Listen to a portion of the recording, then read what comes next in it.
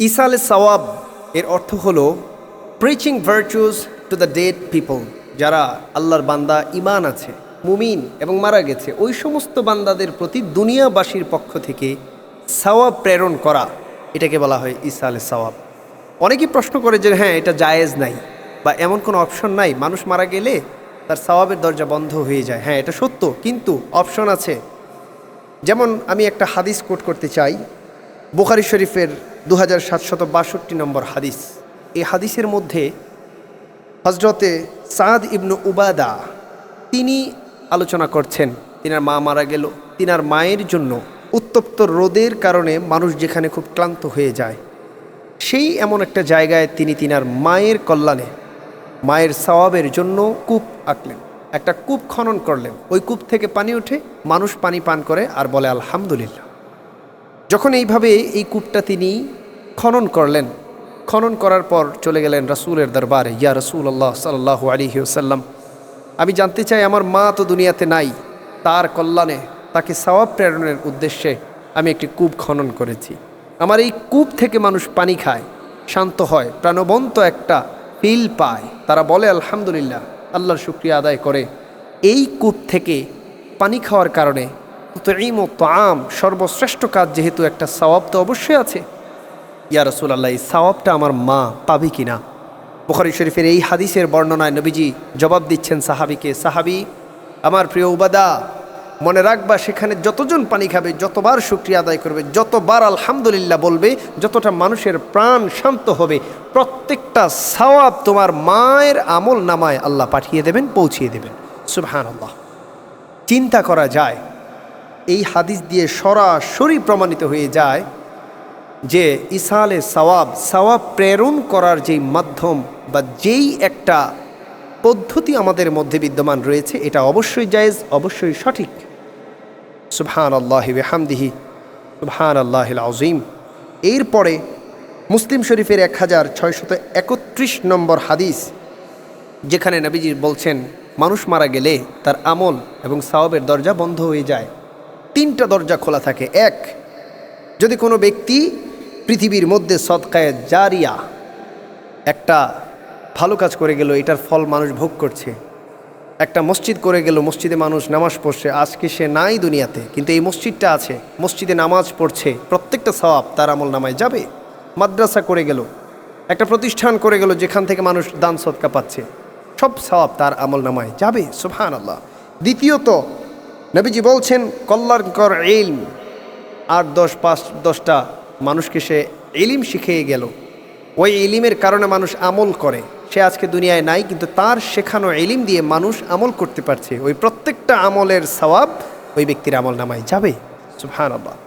এরপরে নেক সন্তান, যেই সন্তানকে সে নেককার সন্তান বানাতে পেরেছে, সন্তান যখন হাত তুলে বলবে রাব্বির হামহুমা কামা রাব্বা ইয়ানি সগীরা, মাওলা, একেবারে ছোটোবেলায়, একেবারে নাবালেগ শিশু অবস্থায় মা বাবা যেইভাবে আমাকে খুব মায়া করে লালন পালন করেছে, আমার বাবা মাকেও তুমি ক্ষমা করে দাও, ওইভাবে লালন পালন করে রাখো। আল্লাহ সাথে সাথে কবুল করে নেয়। বান্দার এমন দোয়ার সাথে সাথে বাবা মার সাহারা হয়ে যায়, নাজাত হয়ে যায়। নেককার বান্দা যখন একটা সওয়াবের কাজ করে, ওই সওয়াবের প্রত্যেকটা অংশ আল্লাহ তাআলা বাবা মার আমল নামায় পাঠিয়ে দেয়। বাবা মায়ের জন্য কিছু করলে ওটা বাবা মায়ের আমল নামায় পাঠিয়ে দেয়। সুবহানাল্লাহ। এইভাবে 3টা জায়গা রয়েছে যেখানে দেখা যায় সওয়াব কবরবাসী পেতে পারে, কবরে যাওয়ার পরেও দুনিয়া থেকে সওয়াব যাওয়ার একটা সুযোগ থাকে। এটাই হচ্ছে ইসালে সওয়াবের ব্যাখ্যা, এটাই হচ্ছে মূলত ইসালে সওয়াব। সুতরাং ইসালে সওয়াব অবশ্যই বৈধ এবং অবশ্যই উত্তম, এবং এমন একটি উত্তম, যেই উত্তমের মাধ্যমে একটা পাপিষ্ট কবরবাসী কবরে থেকেও নেক অর্জন করতে পারে, তার পাপের ক্ষমা পেতে পারে, জান্নাত পেতে পারে, জাহান্নামী হওয়া থেকে বেঁচে যায়। সুবহানাল্লাহ। আপনি চিন্তা করে দেখেন, আম্মাজান খাদিজা রাদিয়াল্লাহু তাআলা আনহা যখন দাফন হয়ে গেলেন, নবীজি কিন্তু আসেন নাই, দাঁড়িয়েছিলেন, আমার খাদিজার জন্য আমি নিজে কবরের জবাবগুলো দেব এবং দোয়া করব। নবীজি নিজে জবাব দিয়েছেন, খাদিজার জন্য দোয়া করেছেন। আম্মাজান খাদিজা রাদিয়াল্লাহু তাআলা আনহার প্রতি নবীজি সব সময় দোয়া করতেন। এই প্রত্যেকটা দোয়া তিনার জন্য যেত।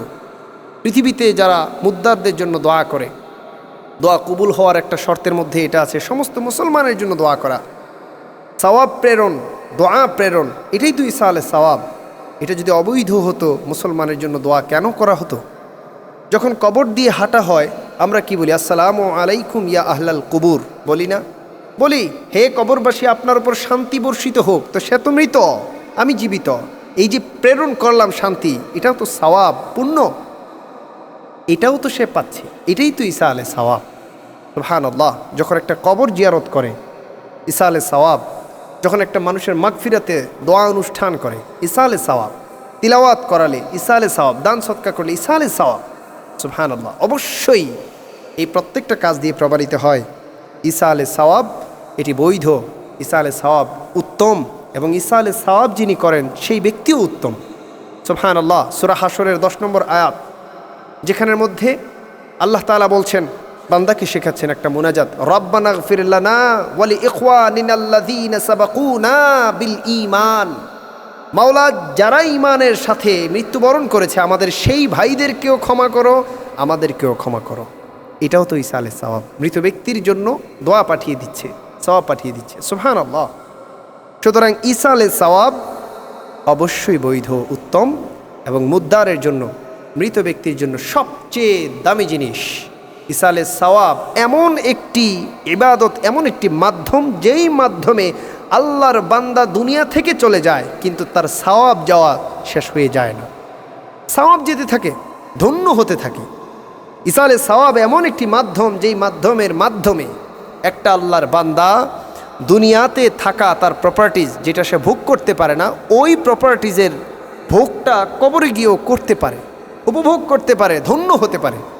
ঈসা আলাইহিস সওয়াব এমন একটি মাধ্যম, মনে রাখবেন, যেই মাধ্যমে তার স্বজন চাইলে, সেই ব্যক্তি নিজে চাইলে এমন এমন কাজ করে যেতে পারে, এমন এমন কাজ করাতে পারে, করতে পারে, যেই কাজের বিনিময়ে তার আসমান সমান পাপ কবরে থেকেও সে ক্ষমা পেতে পারে, জাহান্নাম অবধারিত থাকলেও সে জান্নাতি হয়ে যেতে পারে। সুবহানাল্লাহ। সুতরাং ঈসা আলাইহিস সওয়াব আমাদের মৃত ব্যক্তিদের জন্য, স্বজনদের জন্য আমরা করব, পালন করব। পালন কেন করবেন? নিজের জন্য, নিজের স্বজনের জন্য, বাবা মায়ের জন্য করব, ভাই ব্রাদার্স যারা আছে তাদের জন্য করব। আল্লাহ তাআলা বুঝদান করুক, আমিন।